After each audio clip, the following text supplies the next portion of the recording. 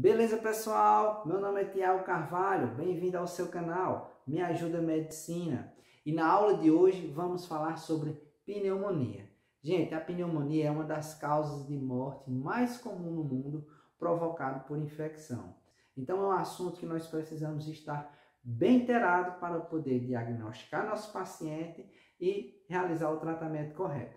Beleza, pessoal? Então, na nossa aula, nós vamos ver toda a clínica apresentada pelo paciente, quais exames nós podemos solicitar para nos auxiliar no diagnóstico, quando é que está indicado a gente pesquisar o micro-organismo causador da enfermidade. Vamos realizar também a classificação de risco para saber onde nós vamos tratar nosso paciente. Manda para casa ou interna no hospital. Beleza, pessoal? Vamos ver também todo o tratamento que nós podemos realizar junto ao nosso paciente que foi diagnosticado com pneumonia. Beleza, pessoal? Vamos para a telinha agora?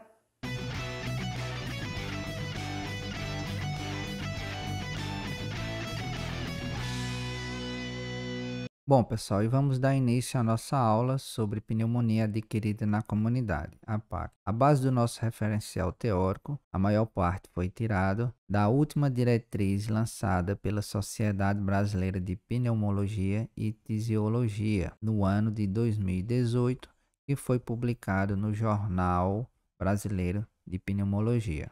E para iniciarmos a nossa aula, vamos começar falando sobre a definição de pneumonia. Pneumonia é uma doença inflamatória aguda causada por micro-organismos que podem ser vírus, bactérias ou fungos e protozoários também, ou pela inalação de produtos tóxicos, porque nós também temos que ter esse conceito de que a pneumonia ela não é provocada apenas por um agente infeccioso que invade o nosso sistema respiratório e promove infecção. Existem também causas não infecciosas. Quanto à epidemiologia, a pneumonia é uma das causas mais comuns de morte no mundo, provocada por infecção. Então, esse é um dos motivos pelo qual essa enfermidade requer muita da nossa atenção. Ela é responsável também por mais de 10% das infecções hospitalares no Brasil. E entre os anos de janeiro e agosto de 2028, nós tivemos quase 500.000 de internações aqui no Brasil. Seu agente causador, o principal deles, é a bactéria Streptococcus pneumoniae. Nesse slide eu trouxe aqui, os vários agentes etiológicos que podem provocar a pneumonia, entre eles bactérias, vírus, fungos. Entre as principais bactérias que podem provocar a pneumonia, está aqui marcado de azul, que é o Streptococcus pneumoniae, o Haemophilus influenza e a Moraxella catarrhalis. Existe também um grupo de micro-organismos que nós chamamos de atípicas, que é a legionela, a clamídia e o micoplasma. Mais adiante nós vamos falar um pouco mais sobre elas.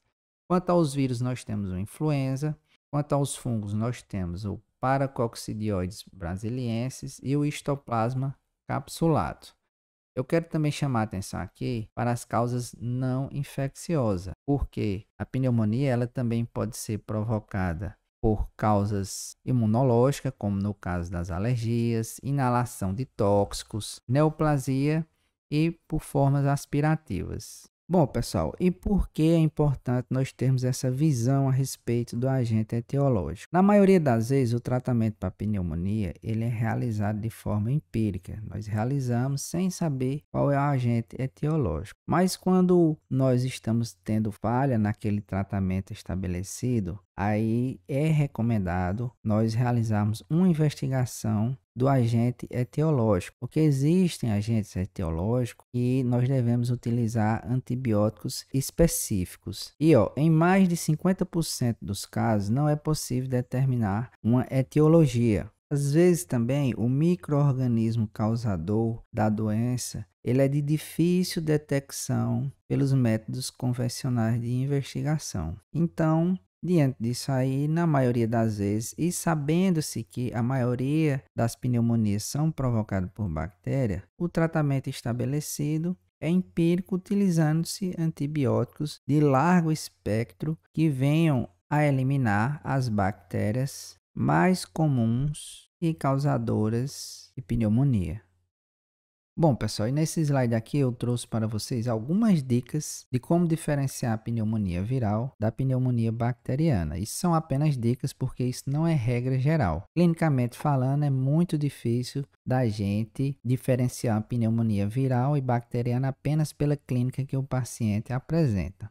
Mas em uma pneumonia viral, ela pode cursar com chiado, otite média aguda e conjuntivite. Isso não é regra, pessoal. Mais uma vez, não é regra. Mas, caso o paciente apresente essa clínica, nós já podemos ter uma suspeita, um ponto positivo de que isso possa ser uma pneumonia viral. Os achados radiológicos também eles não ajudam muito, embora eles possam apresentar alguns padrões e possam nos ajudar a deduzir se a pneumonia é viral ou bacteriana. Entre eles nós temos aqui, na pneumonia bacteriana, é comum a formação de um consolidado alveolar, enquanto que na pneumonia viral é comum a formação de um infiltrado intersticial. Mas isso não é regra. Esses padrões aqui, eles podem se inverter. E para termos uma conclusão definitiva, realmente vai ser necessário uma avaliação laboratorial mais específica. Essa questão do achado radiológico, eu até tirei essa dúvida com o Dr. Steph, um amigo que eu acabei de fazer através das redes sociais. Ele é médico, está fazendo residência nos Estados Unidos e tem um canal no YouTube também muito bacana, que é Medicina SA. Eu vou deixar aqui a logo do seu canal no YouTube para você não esquecer. Cara, muito gente fina e simpático. Nesse slide, pessoal, nós vamos ver as várias formas que nós temos de classificar a pneumonia. A primeira delas se refere ao local de aquisição, ou seja, onde eu peguei a doença. E ela está dividida em comunitária ou hospitalar. A comunitária, no caso, é quando eu adquiro a doença fora do ambiente hospitalar, no desenvolvimento das minhas atividades cotidianas, ou no ambiente de trabalho, no ambiente social, em casa. Ou seja, a pneumonia comunitária eu adquiri fora do hospital. E a hospitalar é quando eu adquiri ela dentro do ambiente hospitalar. Mas existe uma regrinha aqui que nós devemos respeitar para considerar a pneumonia adquirida dentro do ambiente hospitalar. É o que, Tiago? Bom, para que seja considerada uma pneumonia hospitalar, o paciente ele deve apresentar uma clínica característica de pneumonia após 48 horas do seu período de internação. Como é isso, Tiago? Vamos supor que o paciente ele se internou no hospital hoje por qualquer outro motivo que não seja uma suspeita de pneumonia.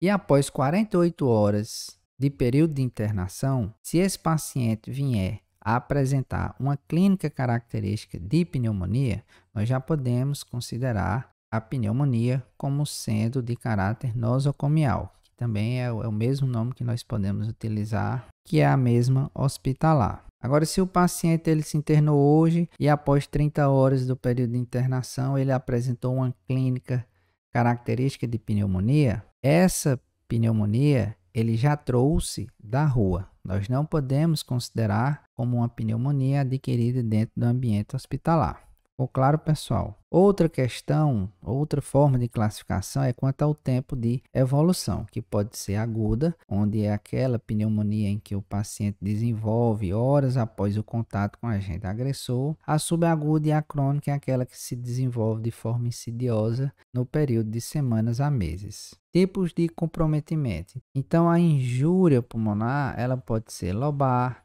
de infiltrado intersticial, broncopneumonia, que é quando o foco da infecção e as respostas inflamatórias estão localizados nos brônquios, formação de abscesso, que é o acúmulo de pus, ou derrame pleural, que é quando nós temos líquido na cavidade pleural. Por último, temos a classificação quanto ao agente causal, que nós já vimos que pode ser de forma infecciosa ou não infecciosa. Beleza, pessoal?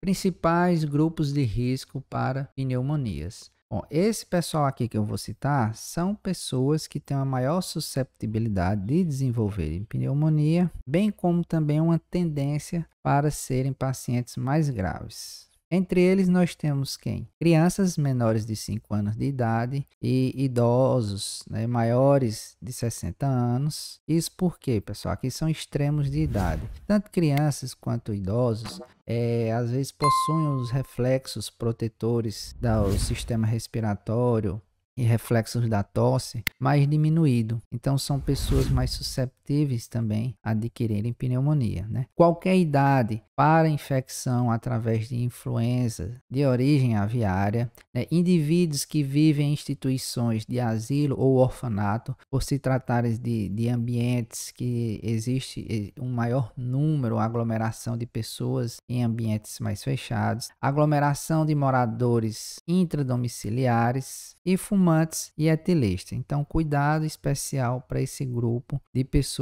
aqui. E temos também os pacientes que já apresentam comorbidades, que também são pacientes mais susceptíveis a adquirir a enfermidade, como também são pacientes com a maior chance de serem pacientes graves, que são aqueles pacientes portadores de doenças sistêmicas crônicas, como diabetes, hipertensão arterial sistêmica, DPLC, que é a doença pulmonar obstrutiva crônica, pacientes imunodeprimidos, paciente renal crônico, portadores de doenças hepáticas e anemia hemolítica. Bom, pessoal, agora vamos falar um pouquinho aqui da fisiopatologia da pneumonia. Então, o tempo todo nós estamos jogando poluentes e micro-organismos dentro dos nossos pulmões. Só que o nosso sistema respiratório possui alguns mecanismos de defesa para impedir que esses micro-organismos e poluentes venham provocar lesões ou se desenvolver dentro do nosso sistema respiratório. Entre os principais, eu trouxe aqui, a questão da produção do muco e da presença dos cílios presentes na nossa traqueia e brônquio. E qual é a função desse muco e desses cílios? Bom, a produção do muco ela ocorre de forma constante. E esse muco ele serve para reter tanto poluentes quanto micro-organismos que têm acesso à nossa cavidade respiratória inferior. E os cílios vão fazer o papel de varrer esses poluentes e micro-organismos que foram retidos aqui pelo muco. Então, eles são varridos até a nossa glote, onde nós deglutimos ou escarramos esses poluentes. Só que existem condições como idade, outras doenças sistêmicas, alcoolismo, tabagismo, impede o bom funcionamento desse sistema aqui muco-ciliar. Principalmente quem fuma, pessoal, esses cílios aqui, eles estão diminuídos, porque o tabagismo, ele promove destruição dos cílios. Então, nós já temos a eliminação de um dos mecanismos de defesa do nosso sistema respiratório. Para ajudar na proteção também, nós temos quem? Nossas células fagocíticas e linfocíticas, que são células de defesa que atuam destruindo e eliminando micro-organismos que porventura tenham acesso às nossas vias aéreas. Então, qualquer situação que gere uma diminuição do bom funcionamento desses mecanismos de defesa já vai deixar o nosso paciente mais susceptível a contrair a doença. Outro ponto importante também, causador de pneumonia, são as pessoas que possuem um risco aumentado para expiração, como crianças e idosos.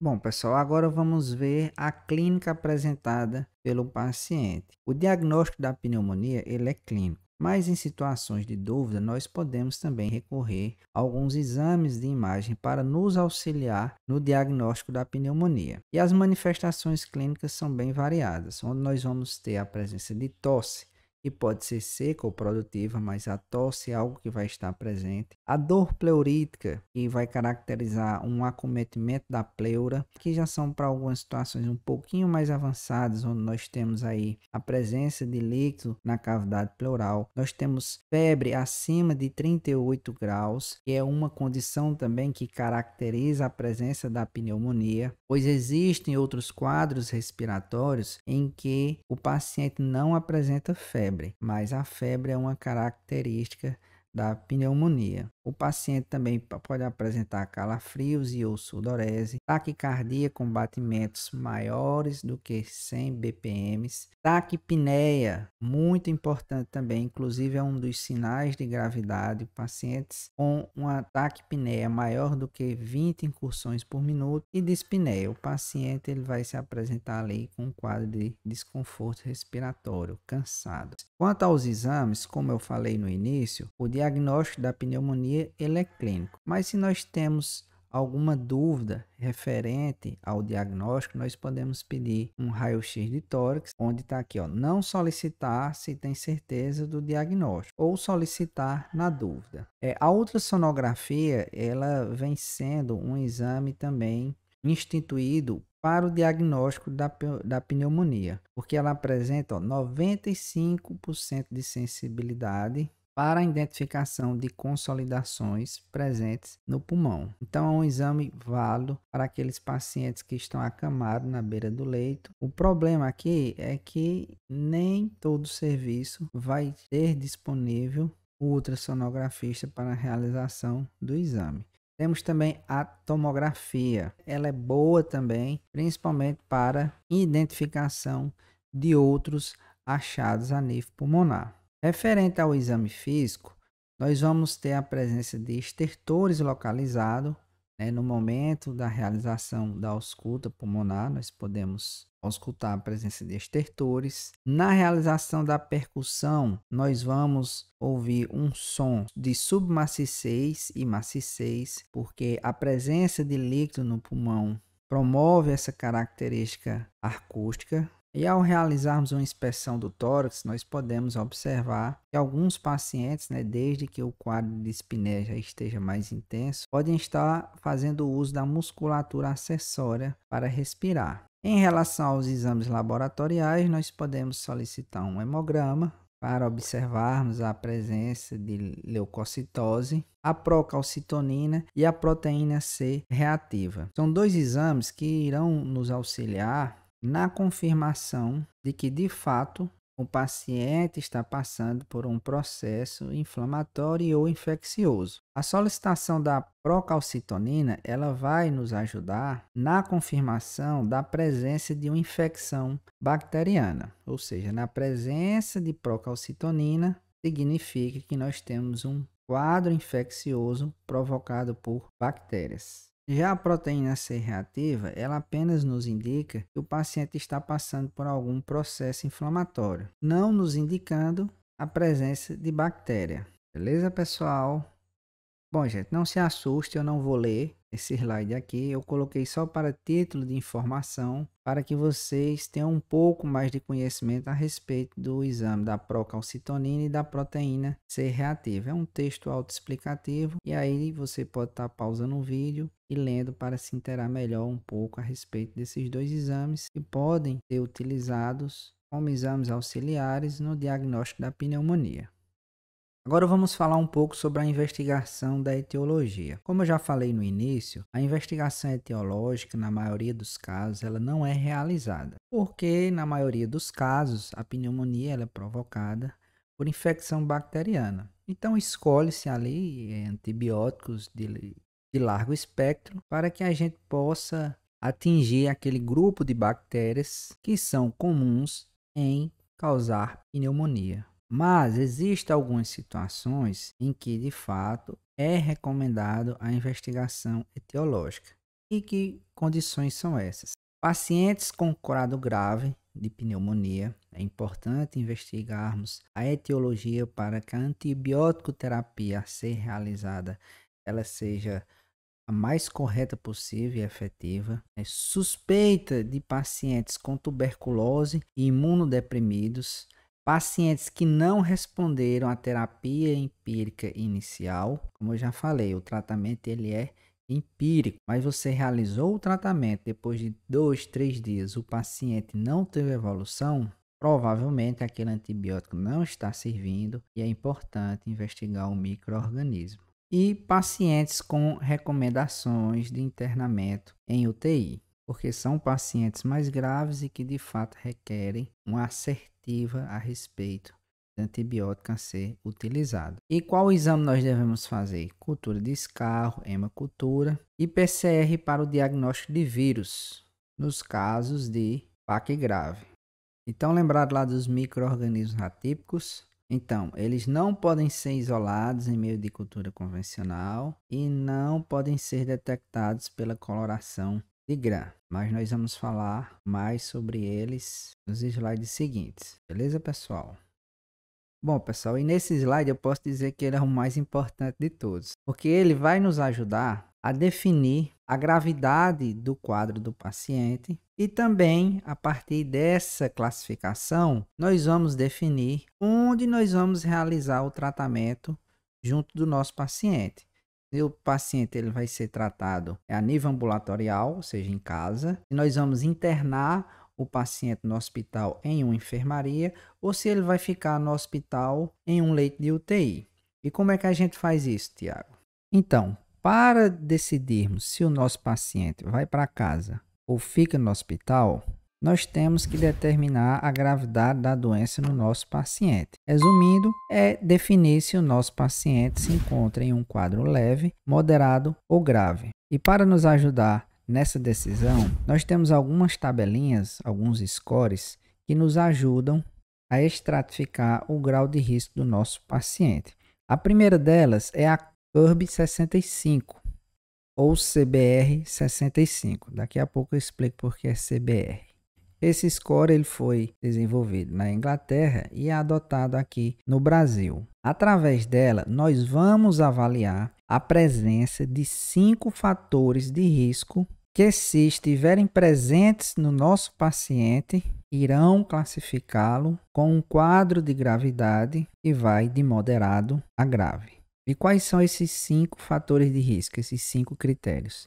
Nós vamos avaliar a presença de confusão mental, a presença de uma concentração de ureia maior do que 55 mg por decilitro, a presença de uma frequência respiratória maior do que 30 ciclos por minuto, a presença de uma pressão sanguínea menor do que 90 por 60 milímetros de mercúrio e, por último, a idade do paciente, que pode ser maior ou igual a 65 anos. Então, eu selecionei aqui de vermelho porque essas letrinhas correspondem ao nome do score. C de confusão, U de ureia, R de respiração, o B, como vem do inglês, é de pressão sanguínea. Sangue em inglês é blood, né, pessoal? E aí eu coloquei o nomezinho em inglês aqui de sangue. Então, se o nosso paciente apresentar 2 desses critérios aqui, nós já podemos pensar em um tratamento a nível hospitalar. Mesmo que o paciente demore poucos dias no hospital, mas o ideal é que o tratamento seja iniciado no hospital. E caso o paciente ele tenha a presença de 3 ou mais desses critérios aqui, a recomendação é para que o tratamento seja iniciado ou avaliado em uma unidade de terapia intensiva. Ficou claro, pessoal? Existe também esse outro score aqui, que foi elaborado pela Sociedade Americana de Doenças Infecciosas, em que nós temos a presença de critérios maiores e critérios menores. Os critérios maiores são choque séptico e necessidade de ventilação mecânica, e os critérios menores são frequência respiratória maior do que 30 ciclos, pressão arterial de O2 pela fração inspiratória de oxigênio menor que 250, infiltrados multilobulares, confusão mental, ureia igual ou maior que 50 mg e pressão arterial sistêmica menor do que 90 milímetros de mercúrio. Então, se o nosso paciente apresentar pelo menos um dos critérios maiores, ou choque séptico ou necessidade de ventilação mecânica, a recomendação é tratamento em unidade de terapia intensiva. Ou se o paciente tiver 3 critérios menores, a presença de 3 desses 6 critérios aqui, a recomendação também é para a realização de um tratamento em unidade de terapia intensiva. Resumindo, pessoal, pacientes que apresentam um quadro de moderado a grave, ele já deve ficar no hospital. E pneumonia grave é igual a tratamento em unidade de terapia intensiva. Existe um outro score também para a classificação de risco do nosso paciente, que é chamado de PSI, que é Índice de Gravidade de Pneumonia. Ele avalia bem mais outras coisas, como fatores demográficos, comorbidades, achados laboratoriais diversos e exame físico. E para a presença de cada um desses fatores aqui, nosso paciente ele vai recebendo pontos, como vocês podem ver aqui. Então aqui, em relação à idade, a idade que o paciente tiver vai corresponder à quantidade de pontos que ele já vai ganhar. Se o paciente tem 50 anos, ele já vai receber 50 pontos. Se for mulher, vai ser a idade correspondente a ela, menos 10 pontos. Em seguida, a presença de todos os outros fatores vai só somando. E após a soma de todos esses pontos aqui, nós vamos classificar o paciente em porte 2, porte 3, porte 4 e porte 5. E aí um paciente que atingiu uma pontuação menor do que 71 pontos, ele é classificado como porte 2 e vai ser tratado em casa. E como a pneumonia é uma das doenças infecciosas que mais mata no mundo, ao utilizarem esse score para a classificação do risco do paciente, também já verificaram o grau de porcentagem de mortalidade desse paciente de acordo com a sua classificação. Então, um paciente de porte 2, ele tem de 0,6 a 0,7% de mortalidade. Um paciente que foi classificado em porte 3, ele alcançou uma pontuação que vai de 71 a 90. Então, esse paciente já pode-se considerar um tratamento a nível hospitalar. E as chances de mortalidade desse paciente é de 0,9 a 2,8%. Um paciente de porte 4, ele alcançou uma pontuação que vai de 91 a 130. Também sendo um paciente a ser tratado a nível hospitalar. E aqui nós já temos um aumento considerável das chances de mortalidade, que vai de 8,2 a 9,3%. Porte 4, porte 5, pacientes que alcançaram uma pontuação maior do que 130. E o tratamento devendo o tratamento ser realizado a nível de unidade de terapia intensiva. Só lembrando, pessoal, que pacientes que foram classificados como porte 4, isso também não é uma coisa engessada, de que é porte 4, fica em enfermaria. Como vocês podem ver, vários critérios são avaliados e caso o paciente venha a ter uma piora, ele deve ser encaminhado para a UTI. Eu quero abrir um parênteses aqui, pessoal, para falar com vocês. Deixa eu voltar o slide aqui. E o score mais utilizado aqui no Brasil é o CURB 65, porque é uma ferramenta mais simples de ser utilizada. E na falta de você estar em uma unidade em que a gente não possa realizar um exame para verificar os níveis da nossa ureia plasmática, a ureia pode sair desse score e nós passamos a utilizar apenas o CRB 65, que é a confusão mental, frequência respiratória, pressão sanguínea e a idade do paciente igual ou maior que 65 anos. E o CBR-65, apesar de ser uma ferramenta simples, é muito precisa para a estratificação de risco de nossos pacientes. É claro também que podemos utilizar a outra ferramenta, a PSI, mas fica mais voltado para um atendimento a nível hospitalar. Então, gente, só para reforçar, o score de CURB 65, através dele nós também podemos estimar o risco para mortalidade de acordo com a pontuação alcançada pelo paciente. Então, o paciente que alcança uma pontuação de até 1 ou atende apenas um daqueles critérios, possui uma baixa mortalidade. Pacientes que alcançam 2 pontos ou 2 dos critérios possuem uma mortalidade intermediária e pacientes que atendem a 3 ou mais critérios, atingindo 3 pontos, possuem uma alta mortalidade. E reforçando mais uma vez, isso vai implicar na decisão que o profissional vai tomar quanto à realização do local de tratamento do paciente, se em ambiente ambulatorial ou hospitalar, podendo o paciente ir ainda para uma unidade de terapia intensiva. Tratamento, chegamos na hora do famoso tratamento. Então, pessoal, a depender do local onde o paciente vai ser tratado, isso também vai refletir o nível de gravidade do paciente. Consequentemente, também vai refletir na escolha da antibiótico-terapia destinada para esse paciente. No geral, a classe de antibióticos que o nosso paciente vai utilizar serão a classe dos macrolídeos, a classe dos beta-lactâmicos e a classe das inolonas. E vamos ver agora como eles serão utilizados. Então, o paciente que for realizar o seu tratamento a nível ambulatorial, aquele que for para casa, o médico ele vai poder prescrever a utilização ou de um macrolídeo ou de um beta-lactâmico. O médico vai poder optar ou um ou outro. Mas existe uma situação em que o paciente ele vai poder ser tratado a nível ambulatorial, mas vai precisar realizar uma terapia dupla, utilizando tanto o macrolídeo como o beta-lactâmico. E que situações são essas, Tiago?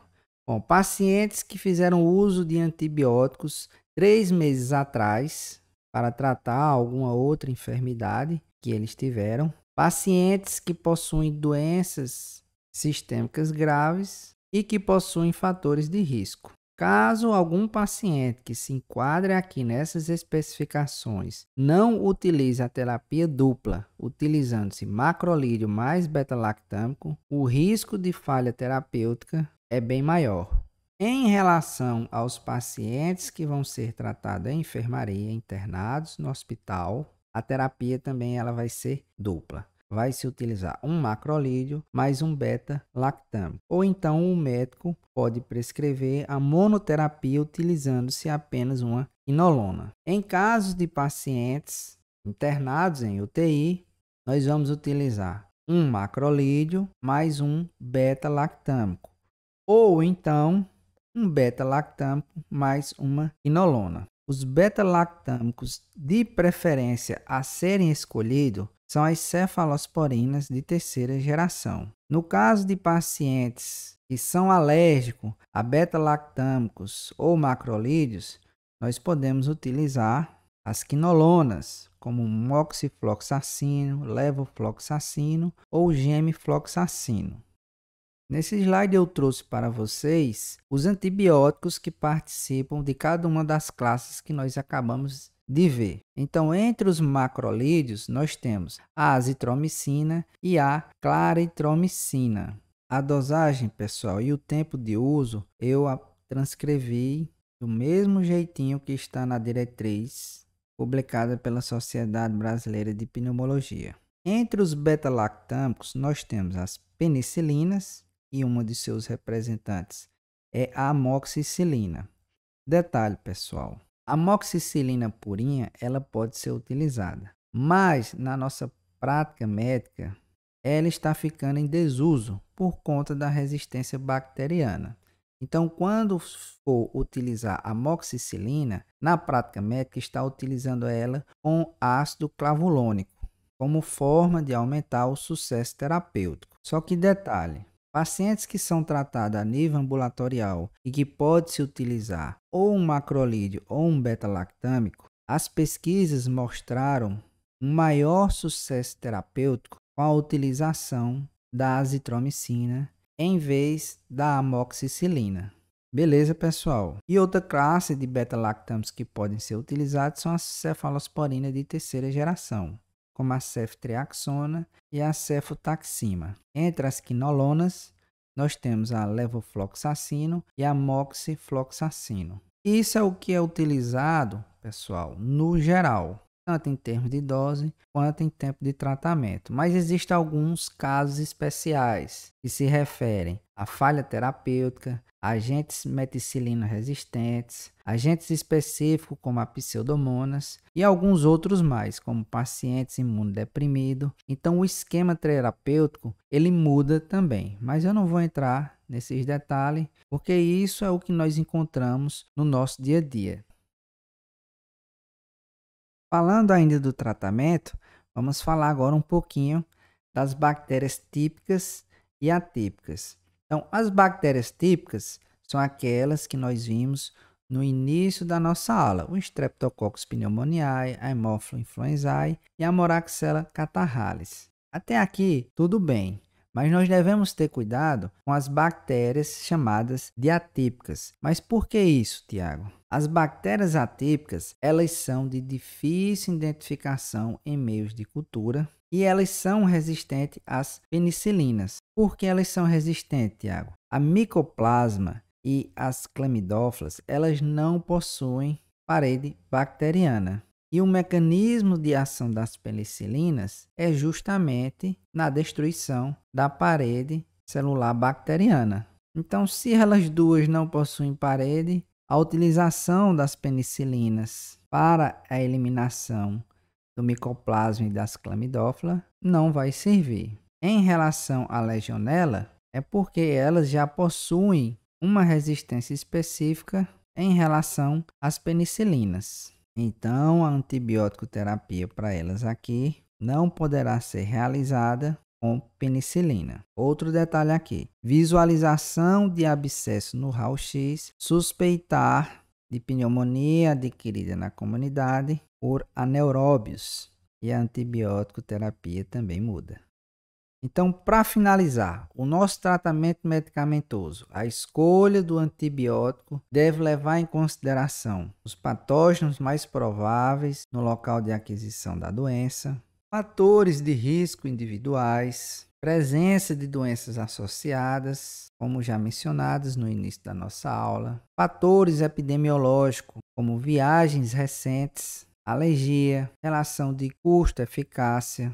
Nesse caso, são levantadas questões quanto ao nível socioeconômico de nossos pacientes e o tempo de tratamento, pessoal. Para os casos de baixa gravidade, eles vão variar de 5 a 7 dias. Casos de moderada a grave vão variar de 7 a 10 dias, sendo que o tratamento ainda pode ser estendido até por 14 dias, a critério médico, que vai estar embasado nos riscos individuais apresentados por cada paciente. Beleza, pessoal? Estou aqui de volta. E aí, gostou da nossa aula? Bem completinha, né? Então, se você gostou do nosso trabalho, se eu conseguir lhe ajudar, eu conto com o seu like, se inscreve no canal. Mensalmente estamos colocando algum tema aqui importantíssimo para a nossa área da saúde. Beleza, pessoal? Então, lembre-se, nem só de pão viverá o homem, mas também de muito estudo. Deus abençoe a todos e até o nosso próximo encontro.